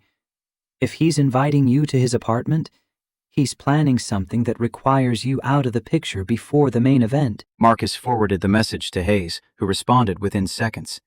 Counter-surveillance team standing by. Wire up before you go. We'll have eyes and ears on everything. The dinner invitation was cover for something darker, and both Marcus and Victoria knew it. But sometimes, the only way to spring a trap was to walk into it deliberately, with preparation that turned the hunter into prey. Saturday evening, Marcus arrived at David's apartment in Beacon Hill with a wire taped to his chest and a backup team positioned in vehicles that looked like ordinary street parking. The apartment was decorated with obsessive precision. Photographs of Victoria spanning 11 years covered one entire wall, chronologically arranged to show her evolution from struggling entrepreneur to corporate titan. Every image suggested surveillance rather than friendship. Candid shots through windows, long lens photography from across streets, moments captured without permission or knowledge. David poured wine with hands that shook slightly, betraying nervousness beneath practiced hospitality. I wanted to clear the air before Tuesday's signing. No hard feelings about the board meeting. You understand, I was protecting company interests. Marcus accepted the glass without drinking, noting the sediment at the bottom that suggested chemical addition. You were protecting something. Not sure it was company interests. David's smile didn't reach his eyes. Victoria means everything to this company. To me. I've spent 11 years building infrastructure that keeps her safe. And then you appear with your hero complex and special forces training, and suddenly I'm the suspicious one. It's almost funny. The resentment had been building for months, Marcus realized. Every interaction where Victoria had valued his assessment over David's recommendations, every tactical suggestion that exposed gaps in existing protocols, every moment of connection that suggested Marcus understood her in ways David never could. All of it had festered into obsessive grievance. You were spying on her for months before I showed up. The surveillance started before the kidnapping. David's composure cracked, rage bleeding through the professional mask. I was watching over her. There's a difference. Victoria doesn't understand the threats she faces: corporate espionage, foreign intelligence, competitors who'd kill to access her encryption protocols. I kept her safe when she was too naive to see danger. And yes, I documented her life because someone needed to remember that I was there from the beginning, before the money and success and Pentagon contracts. I built this with her. Marcus's earpiece crackled with Hayes's voice. Company outside, 3 men, military posture. This is going sideways fast. David's phone buzzed. He read the message, and his expression shifted into something colder, more purposeful. Connor's ready. Time to show you what happens to obstacles. The apartment door opened, admitting 3 men Marcus recognized from the kidnapping attempt. The lead operative held a taser, professional grade, the kind that turned nervous systems into static and consciousness into darkness. Marcus moved, but the enclosed space limited options, and the wine glass, thrown as distraction, bought only seconds before 50,000 volts turned muscle control into seizure. He woke in a van, wrists zip-tied, head throbbing from where he'd struck the floor during collapse. David sat across from him, and in the front passenger seat was a man Marcus had only seen in photographs. Connor Blake, supposedly dead, very much alive. Connor turned, his face carrying scars that suggested violence had been a long-time companion. Lieutenant Webb, David's told me so much about you. The hero who saved Victoria from kidnapping, but couldn't save his own wife from cancer. Poetic, really. The cruelty was calculated to provoke reaction, but Marcus had endured worse interrogations in Baghdad. He kept his breathing steady, assessing the situation through gathering intelligence despite restraints. Where are we going? David leaned forward, and Marcus saw madness mixing with obsession in eyes that had probably hidden it for years. Warehouse in Southie. Somewhere private where we can discuss your immediate future, or lack thereof. Victoria's probably worried by now. You left your apartment 2 hours ago for a dinner that was supposed to last 30 minutes. She'll call, and when you don't answer, she'll panic. And who will she turn to for protection? Her loyal security director who tried to warn her about dangerous soldiers with PTSD? The plan was elegant in its simplicity. Isolate Victoria emotionally, remove Marcus permanently, position David as the solution to crises he'd orchestrated. Classic abuser playbook, executed with resources and patience that made it nearly undetectable until too late. Connor made a call, brief and coded. Package secured. Activate Montana Protocol. Marcus's blood turned to ice. Montana Protocol meant Zoe, meant Hayes's ranch, meant the one place he'd believed was secure. His face must have revealed the thought because David smiled with genuine pleasure. Colonel Hayes is very good, but Connor's team is better. They've had eyes on the ranch since yesterday. One word from me, and a sniper puts a .338 round through your daughter's bedroom window. She's sleeping right now. We've been watching on thermal cameras. Peaceful. Safe. For the moment. The wire was still transmitting. Hayes would be hearing this, moving countermeasures into position, but the timeline had collapsed to minutes instead of hours. Marcus forced his voice into tactical calm. What do you want? David pulled out his phone, showing live video feed. Victoria in her penthouse, pacing, phone to her ear, calling Marcus's number repeatedly. The camera angle suggested surveillance equipment planted weeks ago. I want her. I've always wanted her.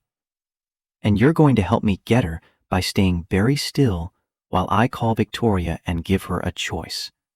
She comes to the warehouse alone, or Connor makes a phone call and you become the second parent Zoe has to bury. The van pulled into the warehouse district, industrial buildings looming like concrete mountains against the evening sky. Through the wire, Marcus heard Hayes's voice, barely audible, but carrying absolute certainty. Teams moving. ETA 6 minutes. Stall. 6 minutes was an eternity when a child's life balanced on a sniper's trigger discipline. Marcus searched for leverage, finding it in the psychology that had driven David's obsession. She'll never choose you. Not if you threaten her this way. Whatever you think you're building, It's already destroyed. David's hand moved faster than Marcus expected, striking with enough force to split his lip. She'll choose survival.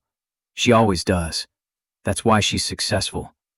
And when the immediate crisis passes, when you're dead and Connor's team has disappeared and there's no one else to turn to, she'll see that I'm the only constant. The only person who's been there from the beginning. The only one who truly loves her enough to do terrible things for her protection. The van door opened. They dragged Marcus into the warehouse where Connor had already prepared the stage, chair, rope, and in the corner, monitoring equipment showing multiple camera feeds. One displayed Victoria, still pacing. Another showed Zoe sleeping peacefully in Montana, thermal signature bright against cool darkness. A third feed Marcus didn't recognize until Connor enlarged it. Hayes' team, moving through Montana terrain, walking into a kill zone Connor's snipers had prepared. David made the call, putting it on speaker so Marcus could hear Victoria's voice when she answered. Marcus? Where are you? You were supposed to be back an hour ago. The fear beneath her control was evident, and David smiled at the sound. This is David. I have Marcus. He's alive, for now. And I need you to listen very carefully to what happens next, Victoria. Because the choices you make in the next 60 seconds will determine who lives and who dies tonight. Victoria's voice came through the phone speaker, carrying the controlled panic of someone calculating probabilities in real time. What do you want, David? Connor enlarged the thermal feed from Montana, and Marcus could see Hayes' team frozen in position. They'd detected the ambush, but movement meant triggering a firefight with Zoe caught in the crossfire. Tactical stalemate, leveraged into hostage negotiation. David's response was measured, rehearsed, the culmination of planning that had consumed years. I want you here. Warehouse at Pier 17, Southie. You come alone. No police, no FBI, no heroics. Park on the street, walk through the front entrance with your hands visible. You have 30 minutes. For every minute you're late, Connor's team in Montana moves closer to the ranch house where your future stepdaughter is sleeping. The possessive terminology, stepdaughter, revealed more about David's delusions than hours of psychological profiling could have captured. He'd constructed a fantasy where Victoria's feelings for Marcus were temporary obstacles, removable through sufficient force and strategic patience. Victoria's voice steadied, and Marcus recognized the shift. She was moving into CEO mode, negotiating terms in a transaction where lives replaced currency. How do I know Marcus is alive? How do I know this isn't the trap that ends with both of us dead? Connor shoved the phone toward Marcus's face, close enough that Victoria would hear the breathing, the evidence of presence, even if speech was difficult through the swelling lip. I'm here. Don't come. Hayes has... David struck him again, precisely calculated to cause pain without rendering him unconscious. 29 minutes, Victoria. The clock is running, and Connor's team has orders to act if communication is lost. Make the right choice. The call ended. David pocketed his phone, then pulled a vest from an equipment bag, olive drab military surplus, pockets filled with blocks that looked like clay but carried the specific density of C4 explosive. Detonator wired through to a cell phone trigger, sophisticated enough that cutting wires would complete the circuit rather than interrupt it. When she arrives, you're going to help me put this on her. Explain how the trigger works. Make sure she understands that cooperation is survival and resistance is detonation. Then we're all going to have a conversation about the future. Victoria's future with me, your daughter's future in whatever form I decide it takes, and your future, which ends tonight regardless of other outcomes. Marcus tested the zip ties, finding no give in the industrial-grade plastic. His backup knife was still taped to his ankle, but accessing it required mobility these restraints prevented. The wire was still transmitting. He could feel the slight warmth against his chest, which meant Hayes knew the situation, knew Victoria was incoming, knew Connor's team had Montana locked down. Connor checked his watch. Military precision. She'll come. Women like Victoria always choose survival over principle when you threaten the right pressure points. David's been studying her for 11 years. He knows every weak spot, every vulnerability. She'll walk right into this warehouse believing she can negotiate her way out. And by the time she realizes different, we'll have full control. The warehouse's main entrance was visible through the office windows where they'd positioned Marcus. 23 minutes elapsed when headlights swept across the loading dock. Victoria's car, the modest sedan, not the company vehicle, pulled to a stop in the designated area. She emerged slowly, hands raised to shoulder height, turning in a full circle to demonstrate she carried no weapons, no backup, no tactical support. David watched through binoculars, his breathing accelerating with something that looked like anticipation or arousal, or both. She came. I knew she would. 11 years and she finally understands that I'm the constant, the foundation, the only one who truly sees her. Connor deployed his men with practiced efficiency, 2 at the entrance to secure Victoria's entry, 1 maintaining perimeter watch, the 4th monitoring the Montana feed for any change in Hayes's positioning. David descended to the warehouse floor, carrying the explosive vest like an offering, and Marcus watched through the office window as Victoria entered the space that would determine whether anyone survived the night. She saw David first, then registered Marcus bound to the chair in the elevated office, then returned her focus to the immediate threat standing between her and exit. I'm here. Let Marcus go. David's laugh carried genuine amusement. Eventually, after we establish some ground rules. Connor, secure her. The operator moved with professional speed, patting down Victoria for weapons, communications equipment, tracking devices. He found her phone, smashed it with his boot heel, then continued the search until satisfied she'd arrived exactly as instructed, alone, unarmed, dependent on negotiation rather than force. David approached with the vest, holding it like a priest presenting sacramental robes. I need you to put this on.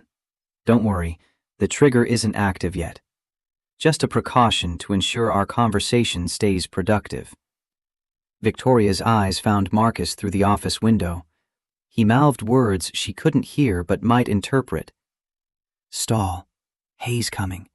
Her nearly imperceptible nod suggested comprehension. She accepted the vest with steady hands, sliding arms through straps, allowing David to secure the buckles with intimacy that made Marcus's restraints feel inadequate. When David stepped back to admire his work, Victoria spoke with the composure that had built empires. What happens now, David? You hold me hostage until I agree to what? Leave my company? Marry you? Pretend 11 years of lies and surveillance were actually love? The question cut deeper than physical weapons, and David's composure fractured. It was love. Is love. I've spent a decade protecting you from threats you couldn't see, building infrastructure that kept your company secure, eliminating competitors who would have destroyed everything you created. And you repaid that devotion by treating me like hired help, replacing me with a broken soldier whose best years were left in Iraqi dirt. Connor activated the vest's phone trigger, the small LED shifting from amber to red. 15 minutes displayed on the timer, not counting down yet, but armed and ready. Here's what happens, Victoria. We're going to talk. Really talk, without board meetings or professional distance or the walls you've spent 35 years building. You're going to tell me why you never saw what was right in front of you. Why you chose isolation over the man who's been there since day one. And when you've been honest, really honest, then we discuss the future. Marcus's daughter's future. Your company's future. Our future together. The delusion was complete, and Marcus recognized the danger in that completion. David had passed beyond rational calculation into territory where reality bent to accommodate obsession, where Victoria's resistance would be interpreted as temporary confusion requiring correction through suffering. Victoria's voice carried no tremor when she responded, a CEO negotiating terms in a transaction where conceding ground meant survival. All right, we'll talk. But Marcus and his daughter go free. That's non-negotiable. Whatever issues exist between us, they're not involved. David considered this, then gestured to Connor. Make the call. Tell Montana team to stand down but maintain observation. If anything changes here, they execute the girl. Clear? Connor spoke briefly into his radio, words clipped and professional. In the office, Marcus heard Hayes' voice through the wire, barely audible but carrying absolute certainty. Negative on Montana withdrawal. His team's lying. We have 4 tangos contained, no threat to package. Victoria, if you can hear this transmission, the girl is secure. Repeat, Zoe is secure. It's a bluff. But Victoria couldn't hear the transmission. Only Marcus could. And the information was useless while zip-tied to a chair, watching the woman he'd failed to protect, wearing enough explosive to collapse the warehouse's structural supports. Hayes' ETA was 4 minutes, according to the last update. But 4 minutes might as well be 4 hours when detonators were armed and rational thought had abandoned the room.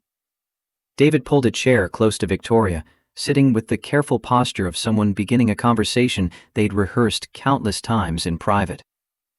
Tell me about him. The soldier. What does he give you that I couldn't? The question was a trap wrapped in vulnerability, and Victoria navigated it with the same precision she'd applied to hostile board negotiations. He didn't try to own me. That's the difference, David. You spent 11 years positioning yourself as indispensable, while simultaneously making me dependent on your approval, your protection, your version of reality. Marcus showed up, did his job, and asked for nothing except the right to remain invisible. That kind of humility, it's attractive to people who've been surrounded by ego and agenda their entire careers. David's hand tightened on the phone in his pocket. The trigger device, Marcus realized, connected wirelessly to the vest's detonator. One call or deliberate signal, and Victoria would vanish in a pressure wave that would paint the warehouse walls with evidence of what obsession looked like when it finally achieved culmination. Humility. That's what you call PTSD and night security wages and an apartment in Dorchester he can barely afford. I offered you empire, Victoria. Partnership built on shared history and complementary skills. And you chose poverty and trauma because it felt more authentic than success. Victoria's expression hardened, CEO authority reasserting itself despite the explosive vest and tactical disadvantage. You offered control disguised as partnership. Every suggestion you made, every security protocol you implemented, it was all designed to make me dependent, to ensure I needed you more than you needed me. That's not love, David. That's manipulation with better marketing. The accusation hung between them, and Connor shifted uncomfortably, recognizing perhaps that the mission had devolved from professional contract into personal psychodrama.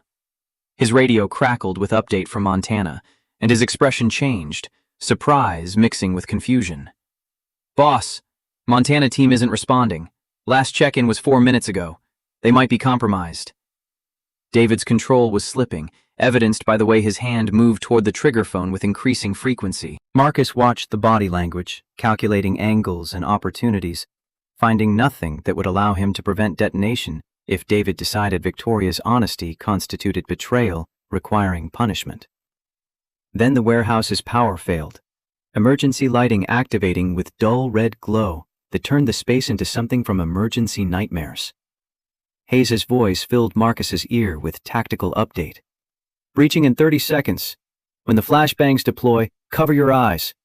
Victoria, if you can hear this, drop and don't move. We've got positive ID on all hostiles. Connor was already moving, weapon raised, scanning for threats in the crimson darkness. His men responded with practiced discipline, establishing defensive perimeter, waiting for attack that would come from vectors they couldn't predict. David grabbed Victoria, positioning her as human shield, the trigger phone now openly displayed. Hayes, I know you're listening.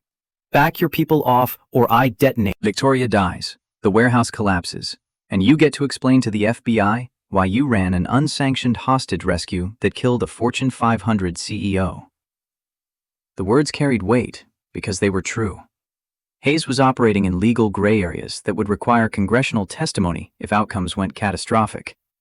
But Marcus had served with Hayes long enough to know the colonel didn't calculate risk in terms of political consequences. He calculated in terms of acceptable casualties versus mission success. And right now, the mission was preserving Victoria and Zoe, regardless of legal aftermath. The first flashbang detonated at the warehouse entrance. 9 million candela burning through retinas and sound pressure that turned inner ears into malfunctioning compasses. Connor's team responded with suppressing fire, muzzle flashes strobing the darkness like apocalyptic lightning. Hayes's operators came through windows and service doors simultaneously. Balletic violence executed with precision that suggested these men had practiced together through decades of deployment. Marcus worked his hands against the zip tie, using the chaos as cover, feeling plastic bite into flesh as he leveraged body weight and desperation against industrial restraint. The backup knife was inches away, taped to his ankle beneath jeans, but inches were miles when hands were immobilized.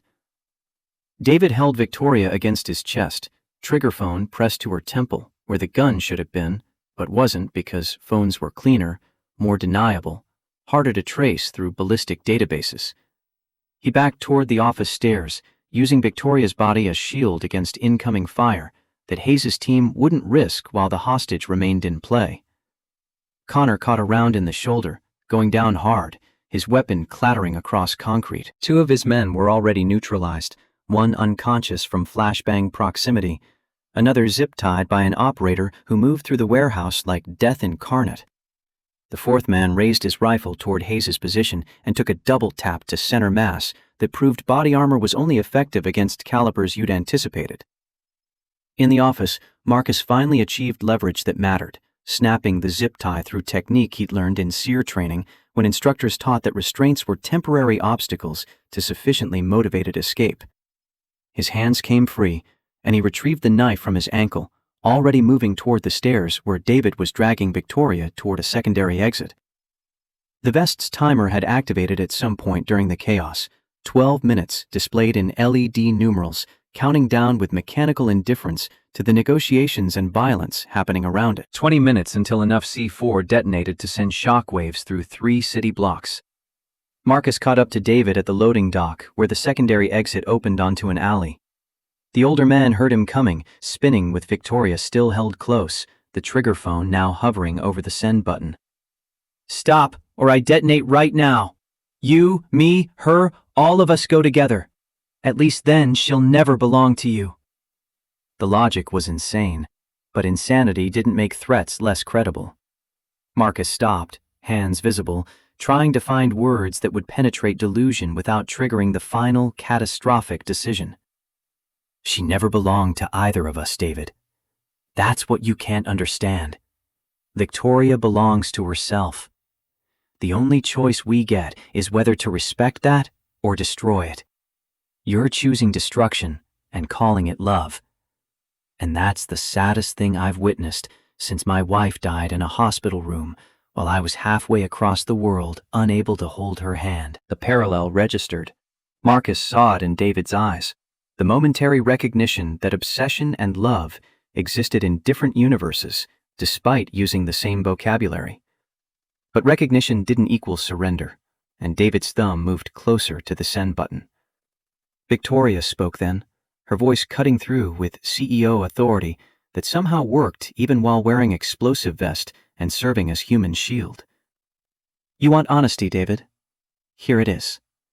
I never loved you because you never let me choose to. Every interaction was calculated, every gesture designed to make me dependent.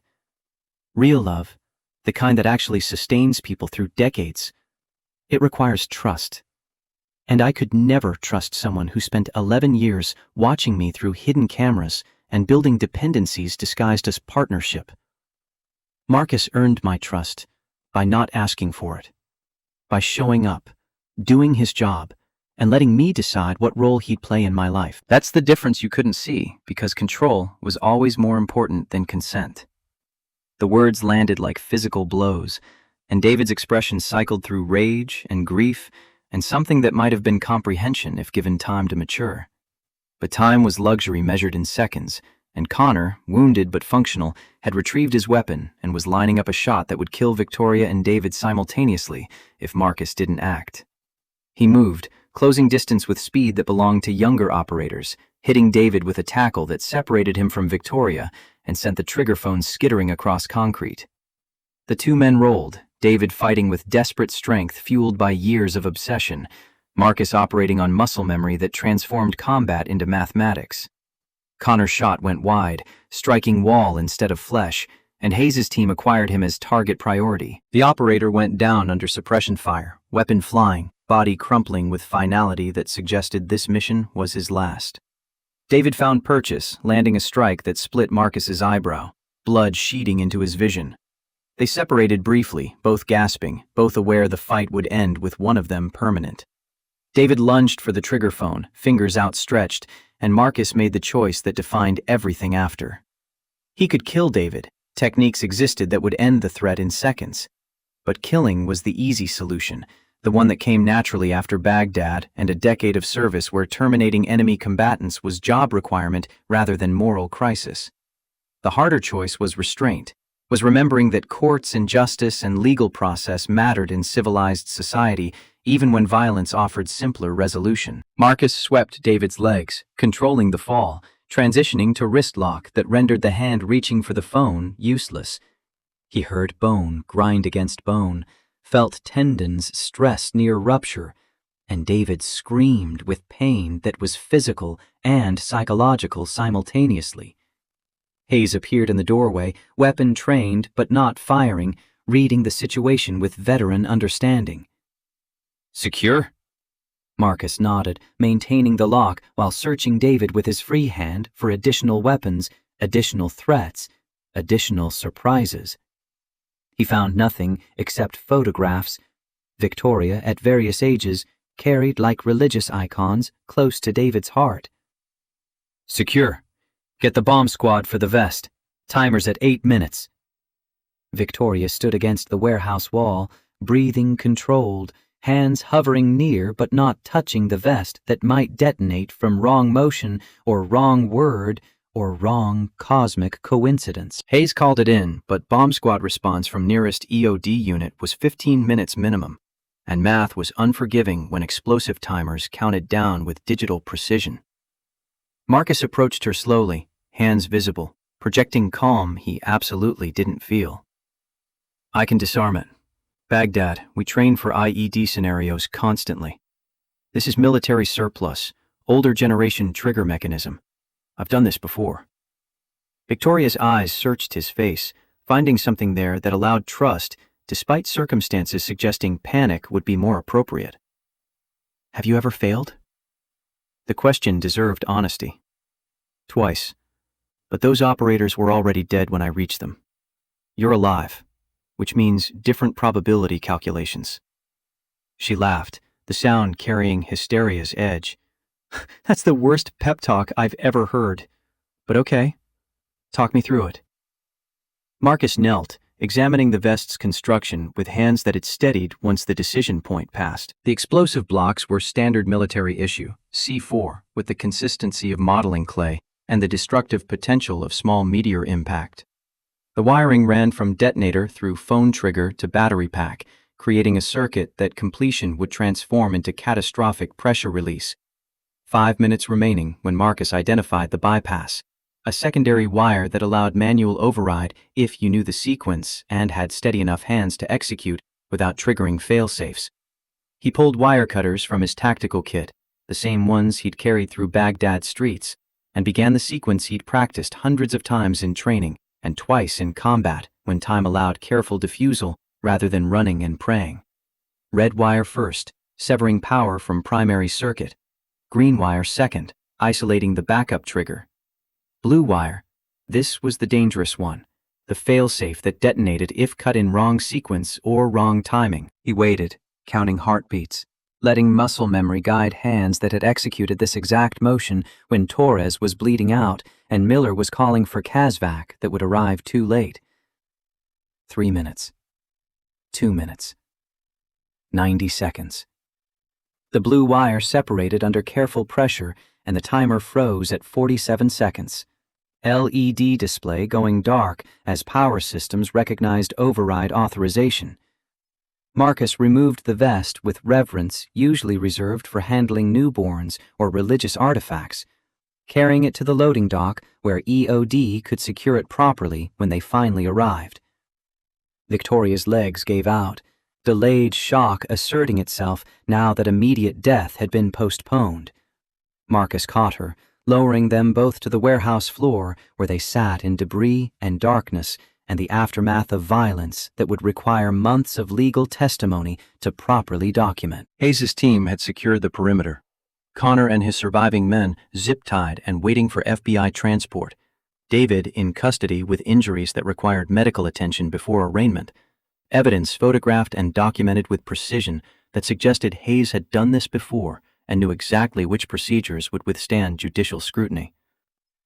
The colonel knelt beside Marcus, reading the blood loss and adrenaline crash with experienced eyes. EMTs are 2 minutes out. You did good, son. Saved her, saved yourself. Managed not to kill anyone in the process. That's harder than combat. That's wisdom. Marcus's response was interrupted by his phone buzzing. Text from Montana with single-line update. Package secure. Team neutralized without discharge. Hayes' sister says your daughter wants to know if she can keep the horse. The laugh that escaped carried relief and exhaustion, and the specific joy of fathers who'd gambled everything on promises made to 7-year-olds. Victoria read the message over his shoulder, her hand finding his with deliberate intent. Looks like you kept your promise after all. The EMTs arrived, followed by FBI, followed by bomb squad techs who examined Marcus's work with professional appreciation and suggestions that he should consider contract employment if private security wasn't fulfilling. Hayes ran interference with the special agent in charge, a woman who'd worked counterterrorism for 20 years and recognized sanctioned operations when she saw them, even if official paperwork would take weeks to surface. Victoria refused transport, insisting minor shock didn't justify hospital admission when her company needed crisis management. Marcus required stitches for the split eyebrow and observation for the blood he'd lost, but he watched Victoria navigate the aftermath with CEO composure that transformed chaos into controlled narrative. David's arrest happened quietly, professionally, with the understanding that federal charges would be filed once prosecutors determined which jurisdictions claimed priority. Connor Blake was pronounced dead at the scene, his identity confirmed through fingerprints that matched prison records. His faked death now obviously theatrical cover for operations that had required ghost status. The surviving members of his team provided statements in exchange for reduced charges, revealing David's obsession had found willing contractors through dark web forums, where military skills could be purchased by anyone with sufficient cryptocurrency and flexible morality. The hospital released Marcus at 3 a.m. with prescriptions he wouldn't fill and instructions to follow up with his primary care provider, who didn't exist, because night security wages didn't include comprehensive health insurance. Hayes drove him home, the silence between them carrying weight of missions completed and debts paid forward. Your daughter's flying back tomorrow. My sister says she's been teaching Zoe about star navigation and ranch management. Kid's a natural. You raised her right. Marcus stared out the window at Boston's sleeping streets, processing the truth that Zoe was safe, Victoria was alive, and somehow they'd navigated catastrophe without becoming casualties themselves. Thank you. For Montana, for the warehouse, for not asking questions when I called asking for backup on an operation that had zero official authorization. Hayes pulled into the parking space outside Marcus's building, killing the engine. We take care of our own. You would have done the same if our positions were reversed. That's what the Brotherhood means. Not just combat deployments, but the wars we fight after coming home. The ones against men like David, who think obsession justifies violence. They sat in comfortable silence, Two veterans processing violence through the only framework that made it tolerable. The understanding that some battles were necessary, even when legal systems moved too slowly to prevent casualties. Dorothy Turner appeared on her porch, wrapped in bathrobe despite the late hour, and Hayes smiled. "Your neighbor's been waiting up. Wouldn't go to bed until I confirmed you were coming home alive. That's the kind of community every veteran needs." Marcus climbed out, his body cataloging injuries that would hurt worse tomorrow, and found Dorothy standing with hot coffee and the expression of women who'd waded through too many deployments to pretend this night had been anything less than combat. "Zoe?" Her smile carried reassurance that no words could improve. "Safe. Colonel called me 6 hours ago with updates every 30 minutes. That little girl is tougher than you give her credit for. Now get inside and sleep before you fall over." The apartment felt different somehow. Smaller, safer. Less like temporary shelter and more like home. Marcus showered, watching blood circle the drain, then collapsed into bed where nightmares waited with patient certainty. Baghdad heat and warehouse darkness mixed together. Miller's dying breath and Connor's final expression blending into composite trauma that jerked him awake at 5 a.m., covered in sweat and reaching for weapons that weren't there.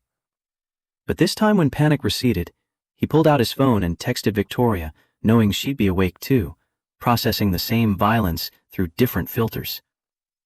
"You okay?" Her response came within seconds. "Define okay. Alive? Yes. Functional? Mostly. Grateful? Absolutely. Come by the office when you're up. We need to talk about what happens next." What happened next occupied the following 6 months, with grand jury testimony and corporate restructuring, and the slow transformation of crisis into new foundation. Victoria brought in external security consultants, who found and removed 17 additional surveillance devices David had planted over 11 years, creating a violation of privacy so profound that additional charges were filed under federal wiretapping statutes. The Defense Department contract signed despite the drama, with Pentagon officials expressing appreciation for Victoria's handling of internal security threats and suggesting the entire incident proved Morgan Security Solutions took threats seriously at every level. David's trial lasted 3 weeks, ending with conviction on kidnapping, assault, conspiracy, and weapons charges that would keep him in federal prison until he was old enough that freedom was theoretical rather than practical. Connor Blake's team members received lighter sentences in exchange for testimony that painted David as criminal mastermind rather than co-conspirator. The Second Chance Initiative launched in January with funding from corporate partners who appreciated the PR value of hiring veterans into cybersecurity positions. Marcus became director of veterans programs, managing recruitment and training for men and women whose military skills translated into civilian careers when given structure and opportunity. The work was fulfilling in ways night security had never been, utilizing expertise while avoiding the combat deployment cycle that had cost him Rachel's final months. February arrived cold and clear, Boston's winter surrendering slowly to spring's promise. Marcus took Victoria and Zoe to Washington, D.C., where the Eisenhower Memorial stood testament to leadership under impossible pressure. The bronze statue showed the general young and old simultaneously, soldier and statesman, killer and architect of peace. Zoe explored the memorial's grounds with Dorothy, who'd made the trip because some moments required witness from people who understood the full arc of the story. Marcus and Victoria stood before the statue, reading inscriptions about duty and sacrifice, and the choices that separated civilization from chaos. Eisenhower said, "The supreme quality of leadership is integrity. I lost mine in Baghdad, watching friends die from missions built on faulty intelligence, coming home to find my wife dying from disease I couldn't fight with tactics or training. I thought hiding was integrity, becoming invisible so I couldn't fail anyone else." Marcus pulled the ring from his pocket, the band he'd crafted over 6 months with help from a jeweler who specialized in custom memorial pieces. Rachel's original diamond set in metal forged from his dog tags, the inscription inside reading, "Promises kept, always." But you taught me that integrity isn't avoiding risk. It's choosing vulnerability even when isolation feels safer. You trusted me when I was just a night security guard. You stood beside me when my PTSD made me liability. You wore an explosive vest and didn't panic because you believed I could disarm it. That kind of trust? It's rarer than valor, harder than combat, worth more than any medal the Navy could have awarded. He knelt on one knee, Zoe watching from beside Dorothy with 7-year-old excitement barely contained, Victoria's hand covering her mouth as she processed what was happening. Marry me. Not because I saved you. We saved each other, and that's the point. But because I want to spend whatever time we have building something neither of us could create alone. And because Zoe deserves a family that chooses to be together, not just defaults into it through circumstance. Victoria was crying, tears streaming without shame or self-consciousness, and when she pulled him to his feet, her kiss tasted like salt, and promise, and futures neither had dared imagine 6 months prior. Yes, 1,000 times yes, always yes. Zoe ran over, launching herself into their embrace with the certainty of children who'd known the outcome before the adults caught up. And Dorothy captured the moment on her phone. 3 people who'd each survived separate losses, finding wholeness together, beside a monument to leadership that had cost one man everything, but given the world peace. 15 months after the warehouse, Victoria's penthouse, once sterile showcase of success without connection, had transformed into home. Zoe's artwork covered one wall, family photos displaced abstract art in the hallway, and the Steinway grand piano finally saw regular use as Victoria took lessons she'd deferred since childhood. The 9th birthday party filled the space with noise and chaos that would have horrified the Victoria who'd lived here before Marcus. 20 kids from Zoe's school, veteran families from the Second Chance Initiative, Dorothy Turner holding court with other military spouses who understood the specific challenges of loving men who'd gone to war. Hayes attended with his sister, the Montana rancher who'd protected Zoe during those terrifying hours, and formed a bond that resulted in summer visits where a city girl learned to ride horses and navigate by stars. The colonel presented Zoe with a telescope, professional-grade equipment that spoke to belief in her future as scientist or astronaut, or whatever path brilliance and curiosity eventually illuminated. Victoria's gift was presented last, after cake and games and the sugar-fueled chaos of children celebrating with abandon. She handed Zoe an envelope, and inside were adoption papers, legal documents that transformed stepmother into parent, turning chosen family into permanent fixture. So it's official? You're mom now? Victoria knelt to eye level, her voice carrying emotion that a year ago she would have suppressed as professional weakness. Official as love and law can make it. I'm mom. Always. Forever. No going back.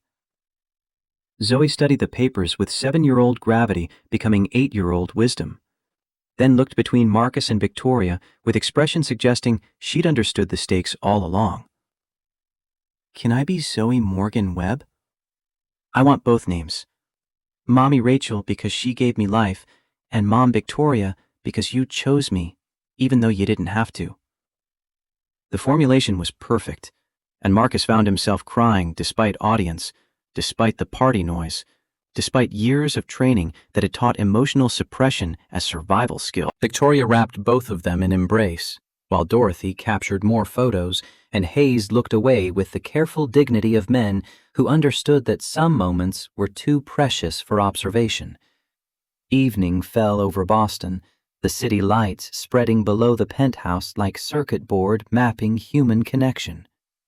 The party wound down, guests departing with the kind of reluctance that marked truly successful gatherings, until only family remained. Marcus, Victoria, Zoe, Dorothy, and Hayes drinking coffee on the balcony while the birthday girl explained orbital mechanics using her new telescope as visual aid. Marcus's phone buzzed with text from his deputy at the Second Chance Initiative. Former Marine in crisis. Suicidal ideation. Location attached. Tried VA. Waitlist is 3 weeks. Need immediate intervention. Victoria read the message over his shoulder, her hand finding his with automatic support. Go.